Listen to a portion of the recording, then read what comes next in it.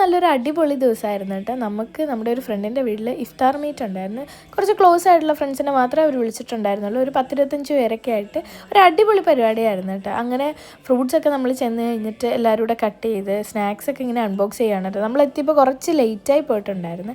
അപ്പോൾ സ്നാക്സ് ആയിട്ട് അവൾ ആക്കിയിട്ടുണ്ടായിരുന്നത് സമൂസ, ഉന്നക്കായും സ്പ്രിംഗ് റോളും ഒക്കെ ആയിരുന്നു കേട്ടോ. നല്ല ടേസ്റ്റ് ഉണ്ടായിരുന്നു കേട്ടോ ഫുഡ്. പിന്നെ നമ്മൾ തന്നെ എപ്പോഴും കുക്ക് ചെയ്ത് കഴിക്കുന്നതിലും നമുക്ക് വേറെ ഒരാൾ കുക്ക് ചെയ്ത് തരുമ്പോൾ കുറച്ചുകൂടി ഒരു ടേസ്റ്റായിട്ട് നമുക്ക് ഫീൽ ചെയ്യുമല്ലോ.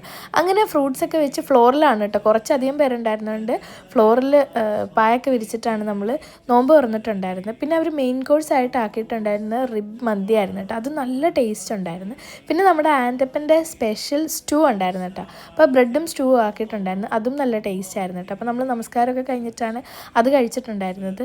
നമ്മളെല്ലാവരും ശരിക്കും എൻജോയ് ചെയ്ത ദിവസമാണ് കേട്ടോ. പ്രത്യേകിച്ച് അലിക്കുട്ടന് കുറേ അധികം ഫ്രണ്ട്സിനെ കിട്ടി. അവന് നല്ല തകൃതയായിട്ട് കളിയായിരുന്നു കേട്ടോ.